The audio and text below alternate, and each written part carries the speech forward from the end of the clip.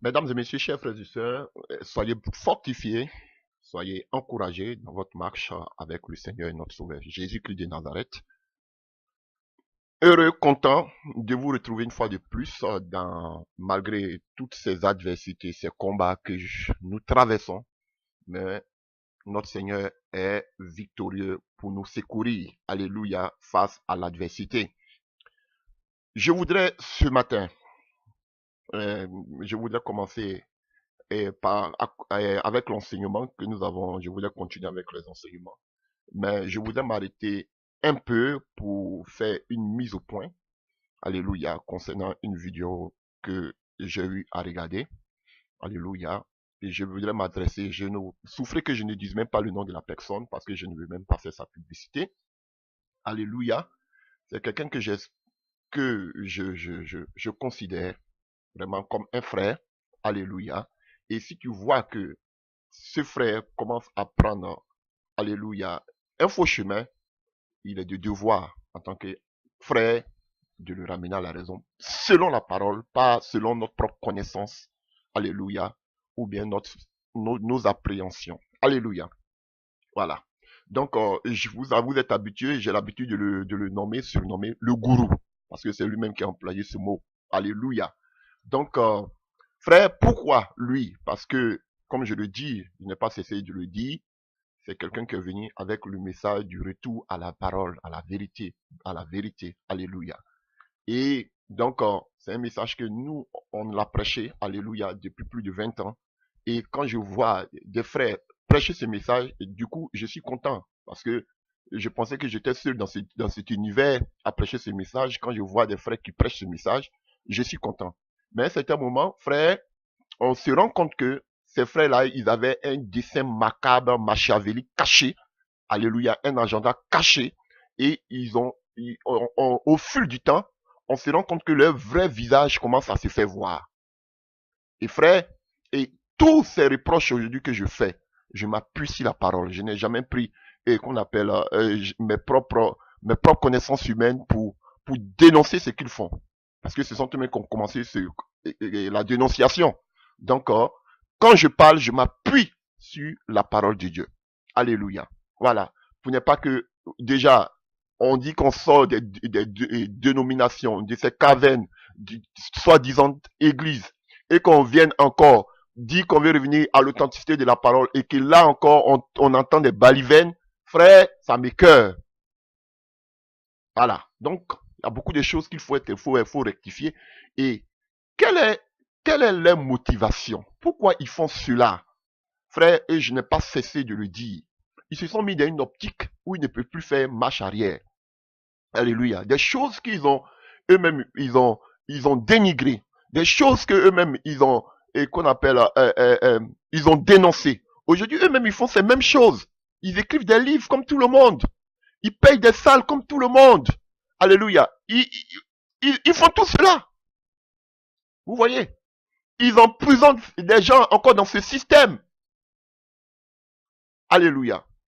Et non seulement le retour, quand on parle du retour à la parole, n'oublions pas que on vient à partir de l'église qui est née à la Pentecôte.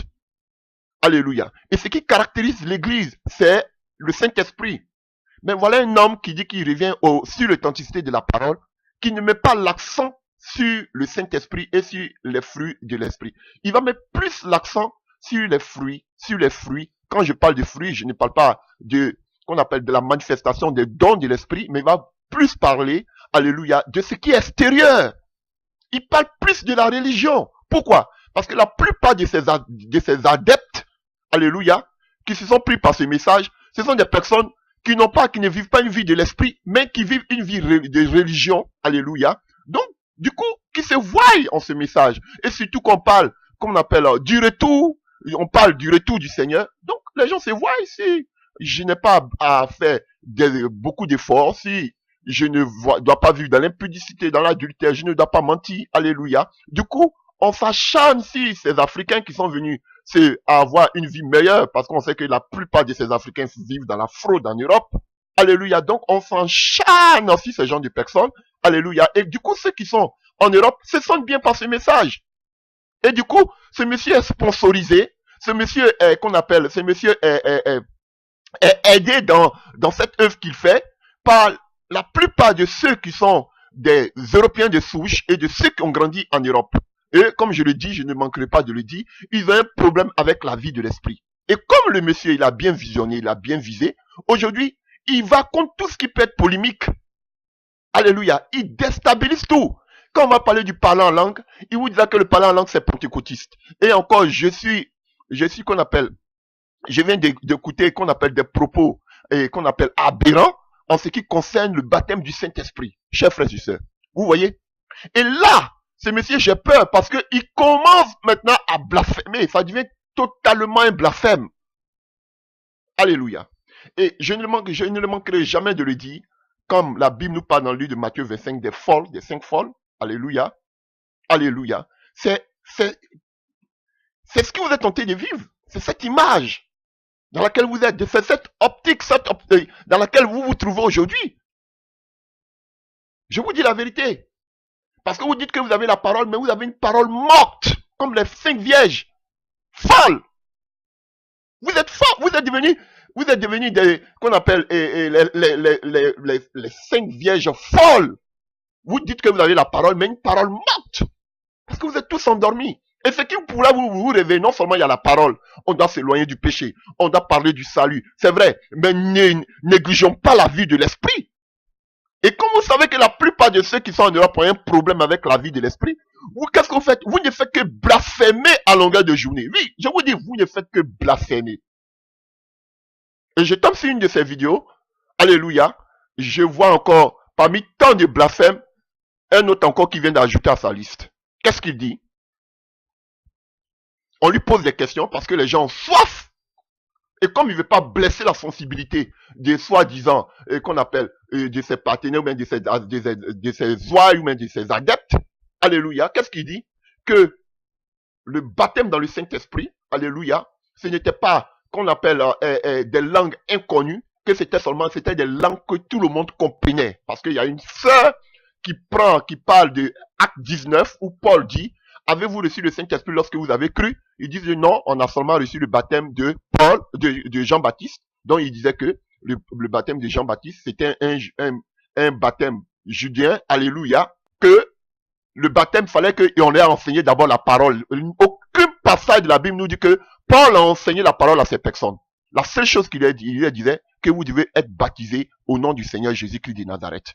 Et que vous recevrez le Saint-Esprit. Et la Bible dit que dès qu'ils ont fini d'être baptisés, ils ont commencé à parler en langue et à prophétiser. Le gourou dit que le parler en langue aussi qu'ils avaient là, c'était des langues connues.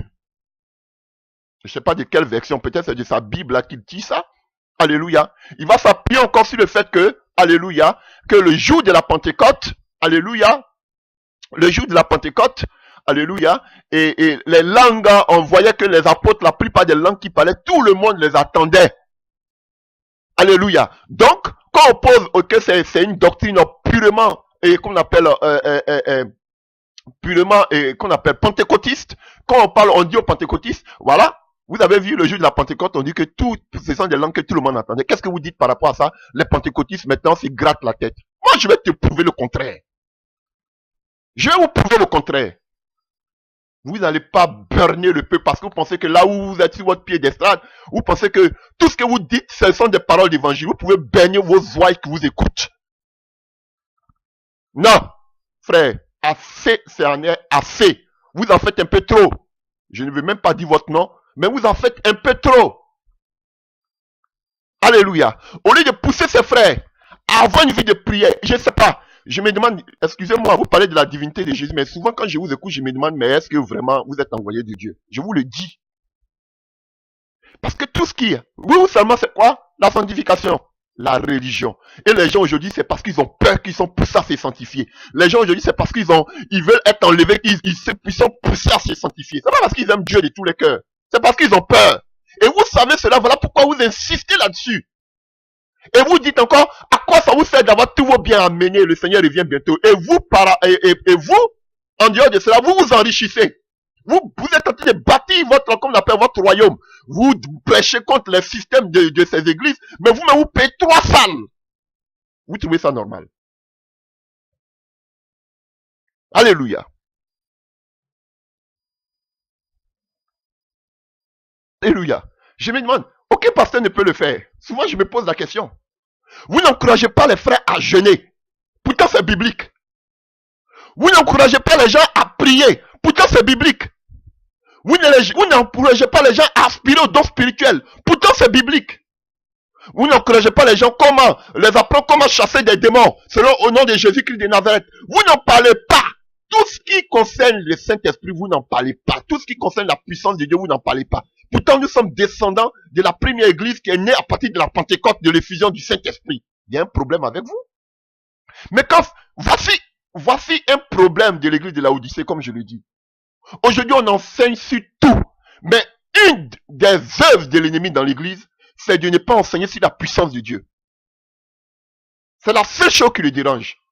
Aujourd'hui, vous pouvez enseigner sur tout, mais la puissance de Dieu n'enseigne pas. Voilà pourquoi souvent je me pose la question si vous vraiment, c'est vrai, vous pouvez parler de la divinité de Jésus, mais j'ai un problème avec vous.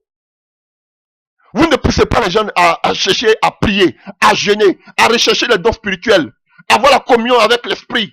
Alléluia. Voilà. Parce que ça fait votre affaire. Faut pas trop parler de ça. Quand vous dénigrez les pentecôtistes parce qu'on sait que ces Européens ont un problème avec le Saint-Esprit. Je le dis. Traitez-moi de raciste. Je ne suis pas raciste. Je prêche la parole. Et comme vous le savez, ce sont eux qui sont en train de remplir vos greniers d'argent. Vous avez la bouche bée. Vous êtes un vendu, un corrompu. Vous êtes un vendu, un corrompu. Et tellement que vous êtes prêt même à qu'on appelle. Vous êtes tellement avide d'argent même que vous commencez maintenant à blasphémer comme si c'était la vérité biblique que vous êtes en train de dire. C'est archi faux.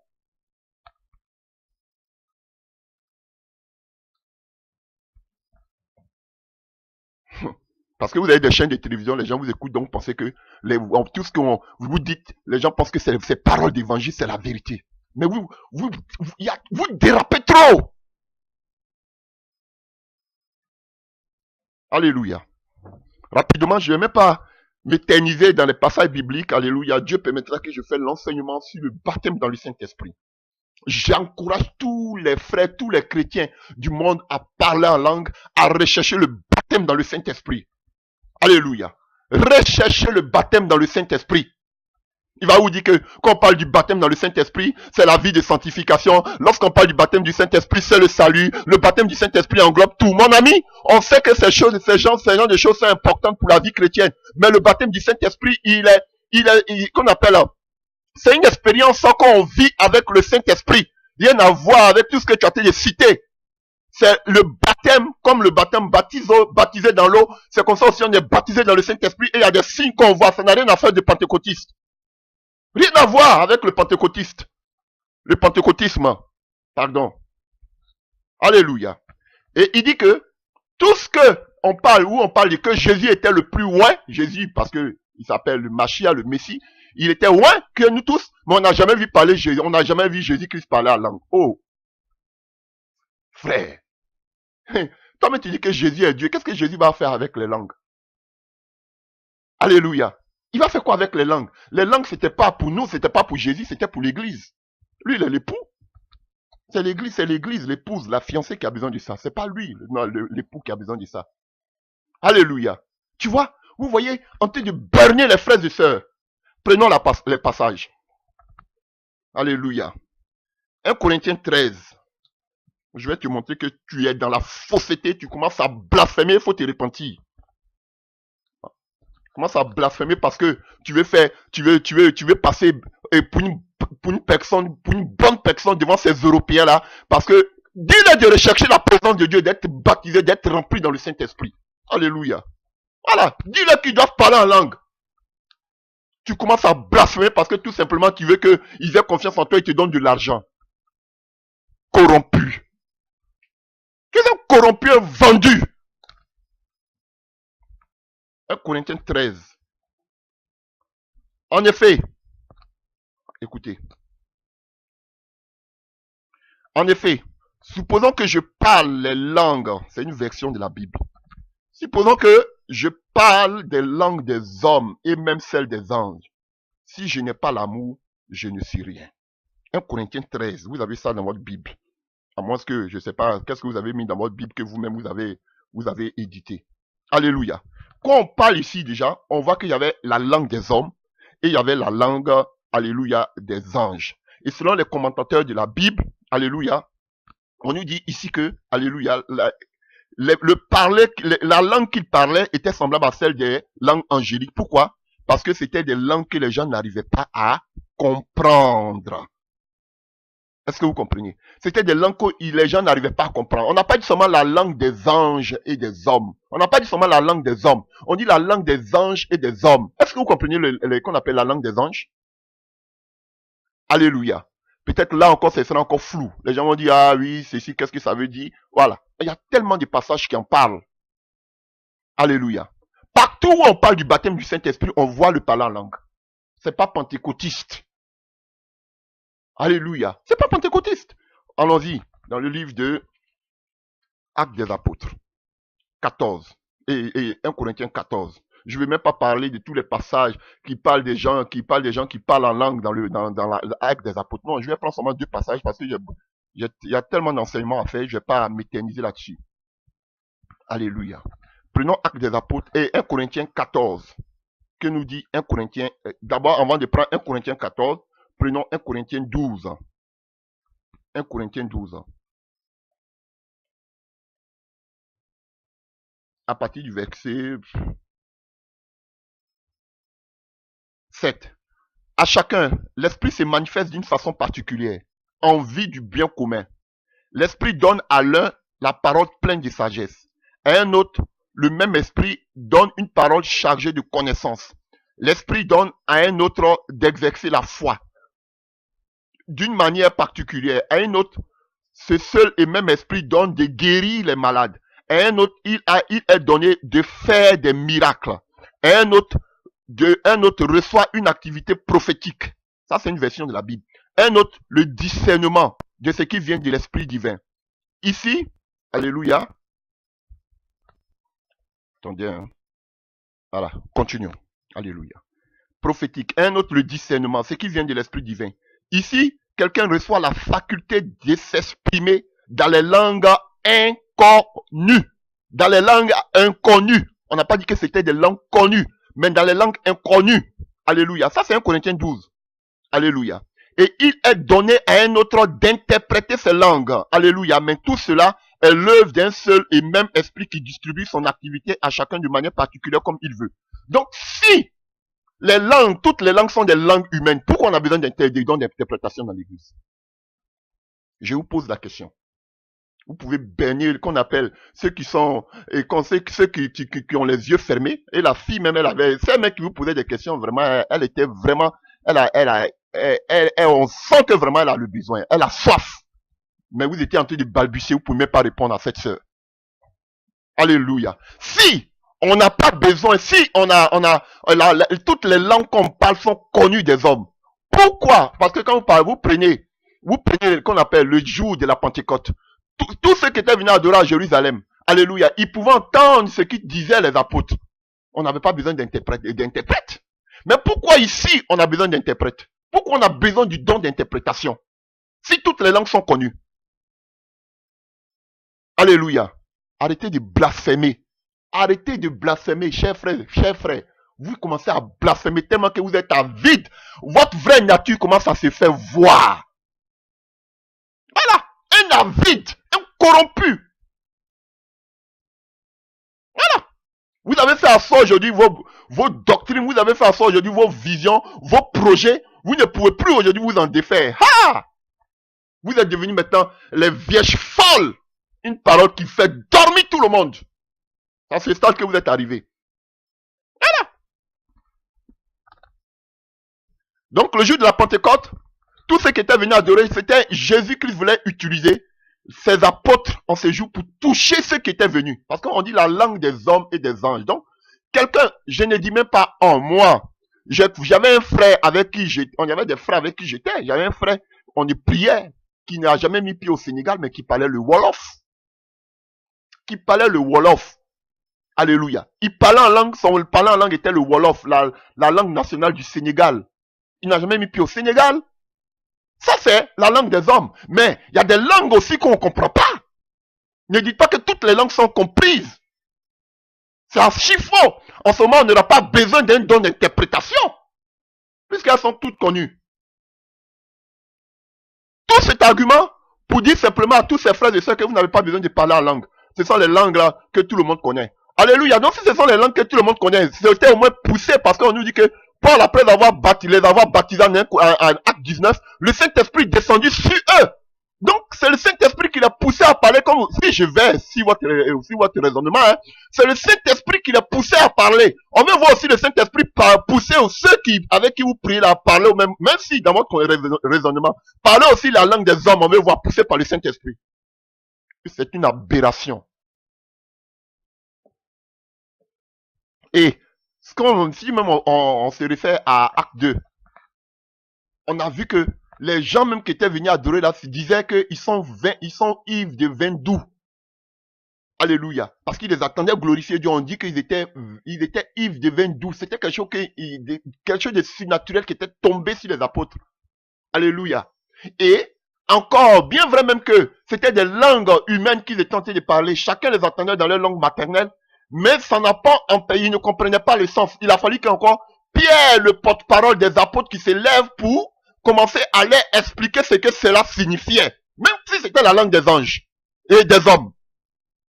Déjà, on voit là l'interprétation. Ils glorifiaient Dieu, mais les gens ne comprenaient pas. Alléluia. Parce que cela devait être l'accomplissement du temps messianique. L'effusion du Saint-Esprit. Alléluia. Le jour de la Pentecôte, chers frères et sœurs, qui était une des trois fêtes qu'on appelle une des trois fêtes principales des Israélites.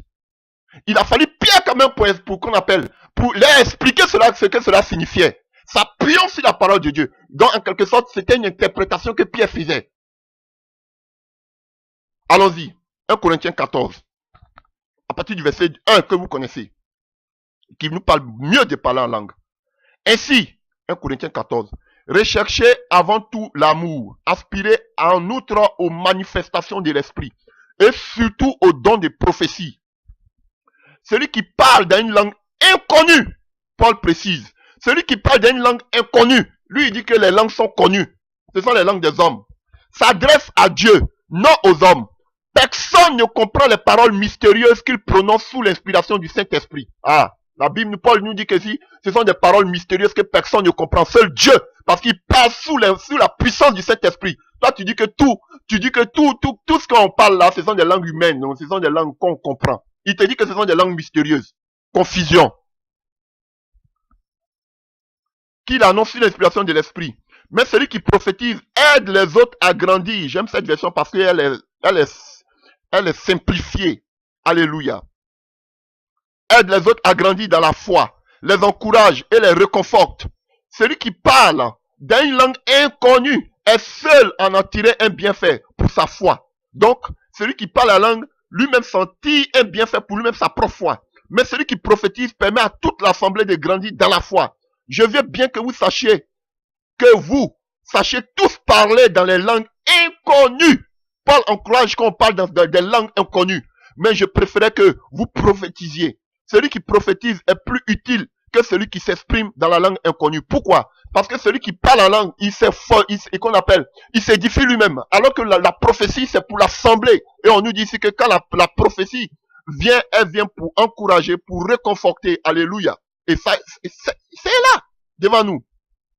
Sauf, et il le dit, encore, celui qui prophétise est plus utile que celui qui s'exprime dans une langue inconnue. Sauf si quelqu'un le traduit pour que l'église puisse grandir dans la foi. Ah, si c'était une langue humaine qui est déjà connue, pourquoi on a besoin qu'on appelle d'interpréter ou bien de traduire cette langue? Voilà pourquoi généralement, on veut qu'il y ait des gens qui ont le don d'interprétation des langues. C'est un don.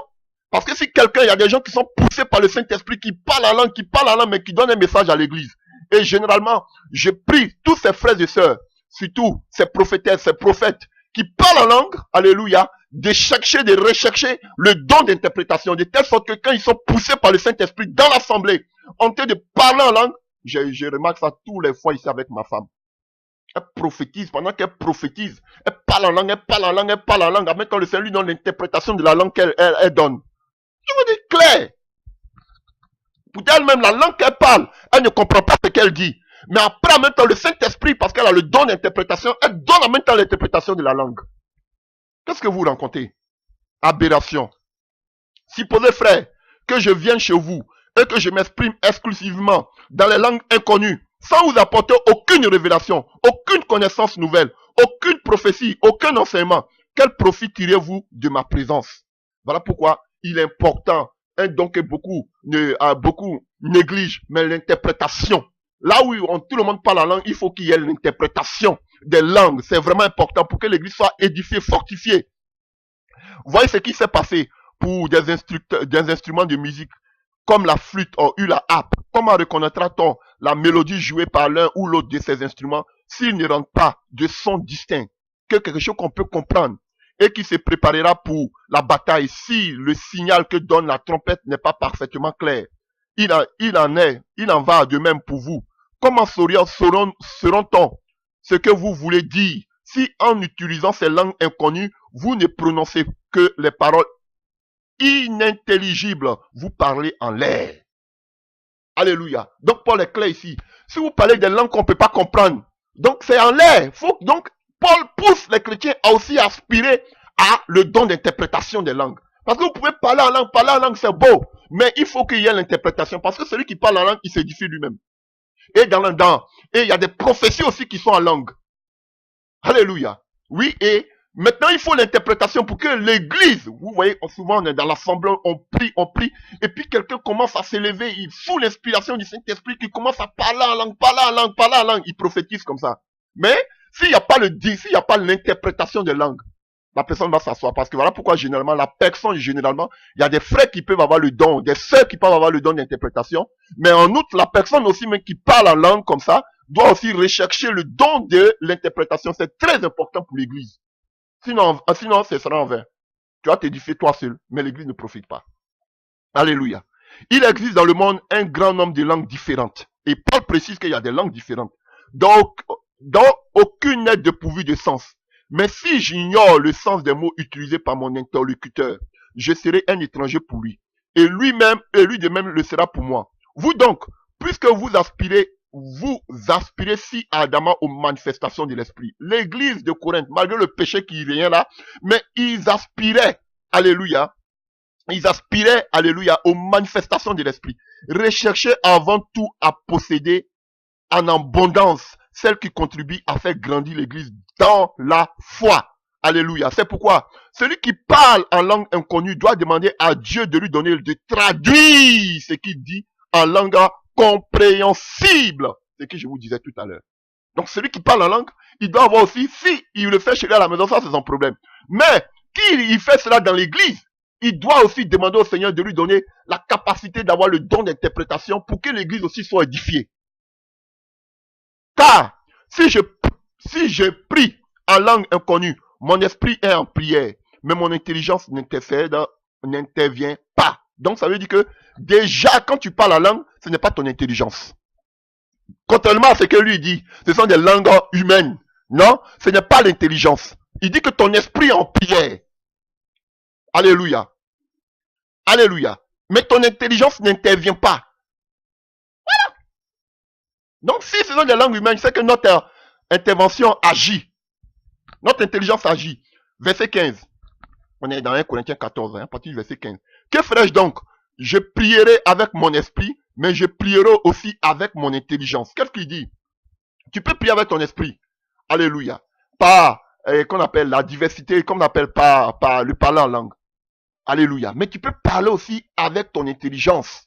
Chers frères et sœurs, écoutez, je parle beaucoup, je prie beaucoup en langue. Quand je prie en langue aussi, pendant que je prie en langue, je parle parce que mon intelligence est éteinte. C'est en esprit que je prie. Donc mon intelligence est claire. Donc pendant que je parle en langue, dans mon esprit aussi, je prie.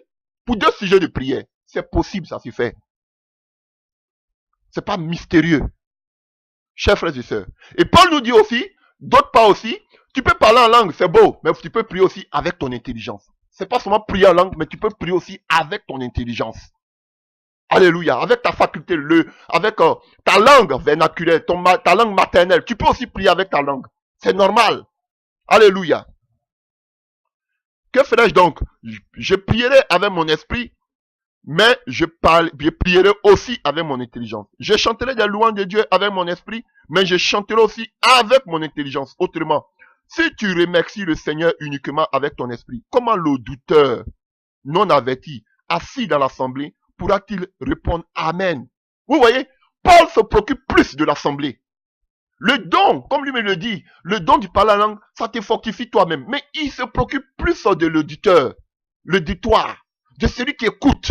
Est-ce qu'il est édifié? Est-ce que ton frère qui est à côté, qui n'a pas le parler en langue, il est édifié? Voilà pourquoi Paul dit il est important d'interpréter.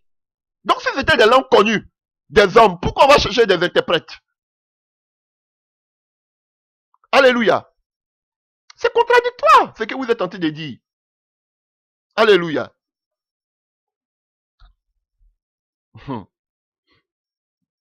Répondra-t-il Amen à ta prière de reconnaissance, puisqu'il ne comprend pas ce que tu dis?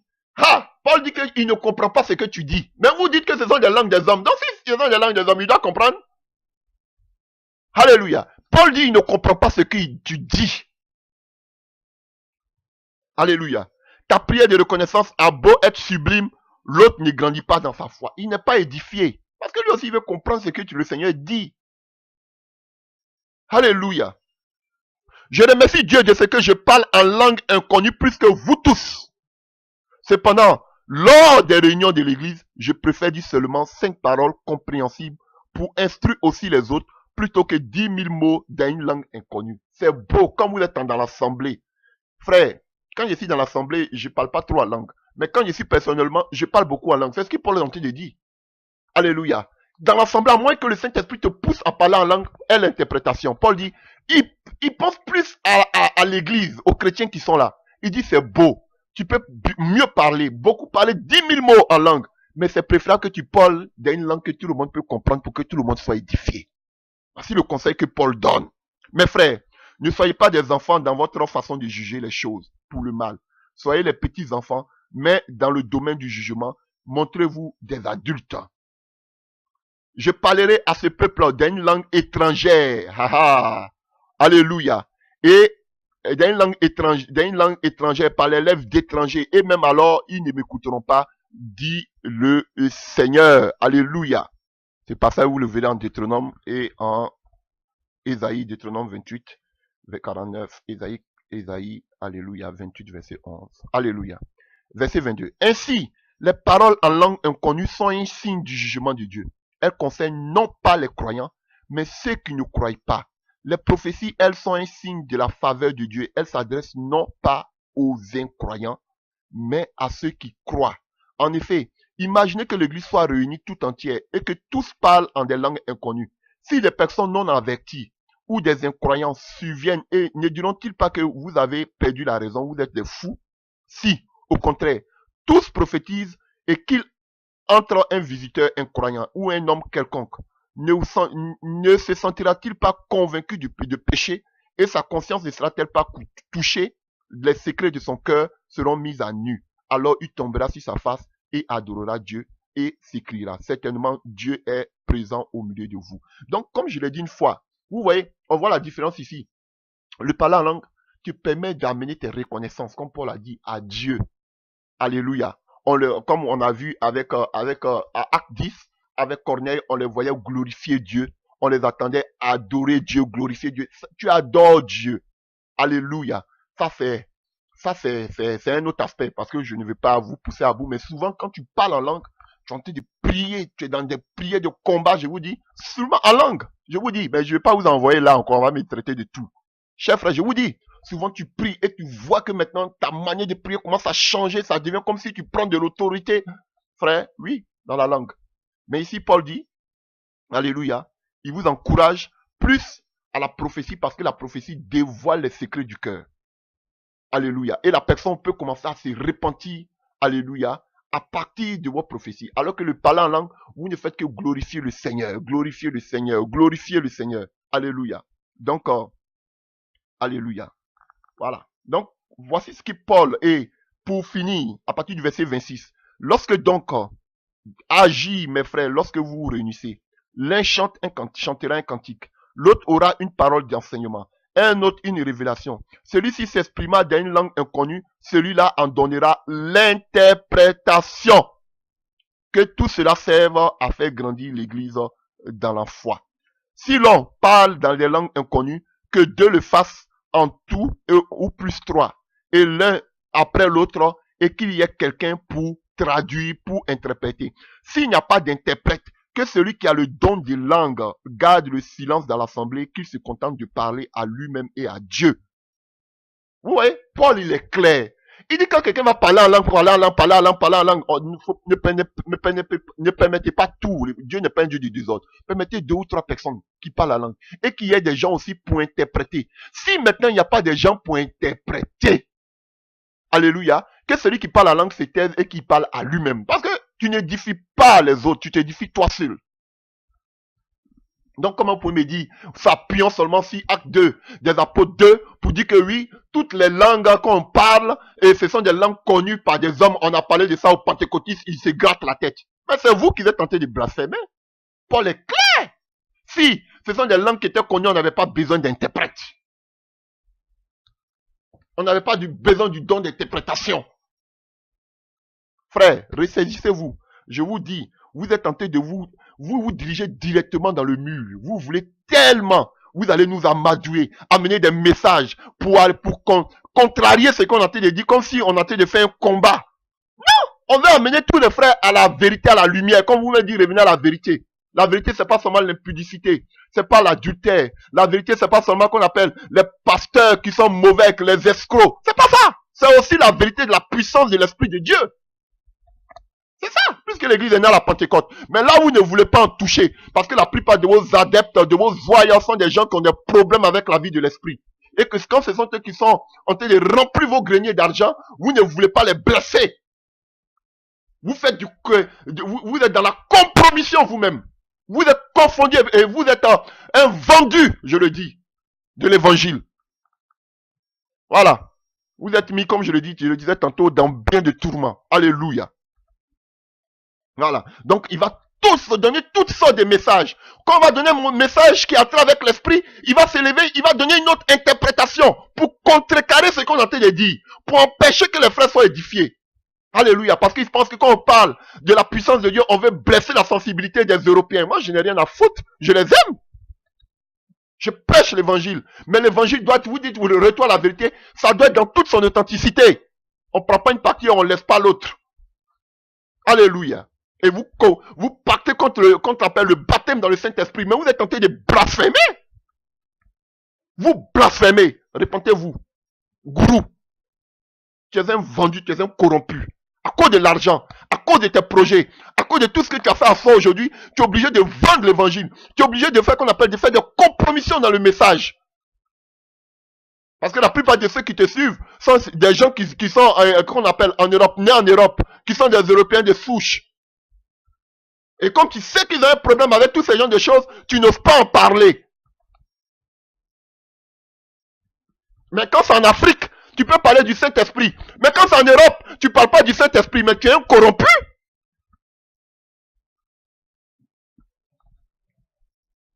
Donc, chers frères et sœurs, c'était ma mise au point. Dieu permettra qu'on fasse ça. Ne vous en faites pas. Je vous ai dit qu'on va parler si les dons spirituels. Tout ça, j'ai dit, on va en parler. On va parler. Comme je le dis, quand je parle comme ça, maintenant, tous ils sautent en même temps, ils commencent en même temps à faire des enseignements. Des gens sans vision, ils ont perdu tous la vision. Tu vas parler un peu de sorcellerie, tous se lèvent, ils parlent de ça. Tu vas parler un peu de mariage, tout le monde va se lever, ils parlent, ils sont sans vision. Voilà. Ils étaient là pendant des centenaires dans ces églises, ils ne prêchaient pas de ces choses. Dès que tu commences à prêcher en même temps, et tous se lèvent. Des Saül, qui profitent toujours des grâces de Dieu, Jonathan. Alléluia. Amen.